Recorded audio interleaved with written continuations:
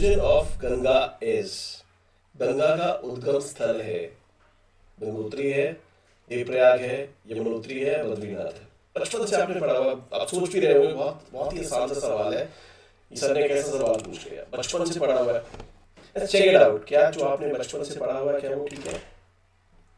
आपने कुछ ग्लेशियर्स के नाम सुने होंगे, कुछ ग्लेशियर को हिंदी में आप हिमालय बोलते हैं, कुछ ग्लेशियर्स के नाम सुने होंगे। इनमें से बहुत से तो बहुत बड़े बड़े तीर्थ स्थल हैं, केदारनाथ, बद्रीनाथ, आपने सुना है बहुत बड़े तीर्थ स्थल है। तो बद्रीनाथ से एक रिवर निकलती है, बद्रीनाथ से एक नदी निकलती है जिसको हम विष्णु गंगा बोलते हैं। विष्णु गंगा आगे बढ़ती है और एक नदी लेफ्ट साइड से आके उसमें मिलती है जिसको हम विष्णु गंगा धौली गंगा बोलते हैं। धौली गंगा और विष्णु गंगा जिस पॉइंट पे आके मिलती हैं, इस पॉइंट पे आके मिलती हैं, इसको हम बोलते हैं विष्णुप्रयाग। विष्णुप्रयाग, अब विष्णुप्रयाग में जब ये विष्णु गंगा और धौली गंगा दोनों मिलती हैं, इन दोनों की गहराई लगभग बराबर होती है, तो एक नई नदी का निर्माण होता है, एक नई नदी ओरिजिनेट होती है जिसको हम अलकनंदा बोलते हैं। यहाँ विष्णुप्रयाग से जो नदी आगे बढ़ती है, विष्णु गंगा और धौली गंगा के पानी को लेके अलकनंदा आगे बढ़ती है। अलकनंदा में फिर से एक बाईं तरफ से एक और नदी आकर के मिलती है जिसको हम बोलते हैं नंदाकिनी। नंदाकिनी और अलकनंदा जिस पॉइंट पे आके मिलती हैं, यहाँ पे जिस पॉइंट पे आकर के मिलती हैं उसको हम बोलते हैं नंदप्रयाग। नंदाकिनी से नंदप्रयाग। यहाँ पे नंदाकिनी की गहराई कम है अलकनंदा के मुकाबले में, तो जो नदी आगे बढ़ेगी वो कौन सी नदी आगे बढ़ेगी? अलकनंदा। तो अलकनंदा आगे बढ़ती है।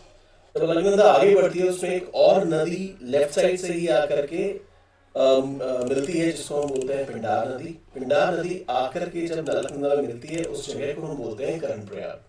सो विष्णुप्रयाग में धौली गंगा विष्णु गंगा आके मिली, नंदप्रयाग में नंदाकिनी और अलकनंदा आके मिली, पिंडार नदी और अलकनंदा का संगम होता है कर्णप्रयाग में। ठीक है, आगे बढ़ते हैं। अलकनंदा आगे बढ़ती है क्योंकि पिंडार नदी की भी गहराई जो है वो अलकनंदा से कम है। आगे बढ़ती है, एक नदी केदारनाथ से नीचे आती है जिसको हम मंदाकिनी, उस रिवर का नाम है।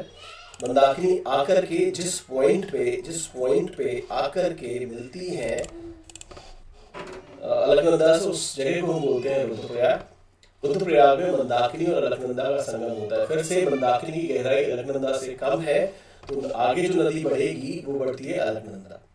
अलकनंदा जब आगे बढ़ रही है तो एक नदी आती है जो गंगोत्री से निकल के आगे आती है जिसको हम बोलते हैं भागीरथी नदी। गंगोत्री से निकल कर भी जो नदी आगे आती है जिसको हम बोलते हैं भागीरथी नदी। अलकनंदा और भागीरथी का जिस जगह पर संगम होता है उसको हम देवप्रयाग बोलते हैं। ठीक है, देवप्रयाग में जहाँ पे भागीरथी और अलकनंदा का संगम होता है, और इस जगह पे भागीरथी और अलकनंदा की गहराई लगभग बराबर है। इस वजह से अब क्या होता है, एक नई नदी का ओरिजिनेशन होता है, नई नदी का उद्गम होता है जिसको हम गंगा बोलते हैं।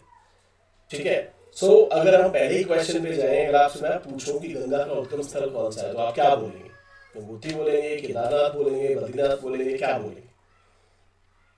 ठीक है, सो गाइस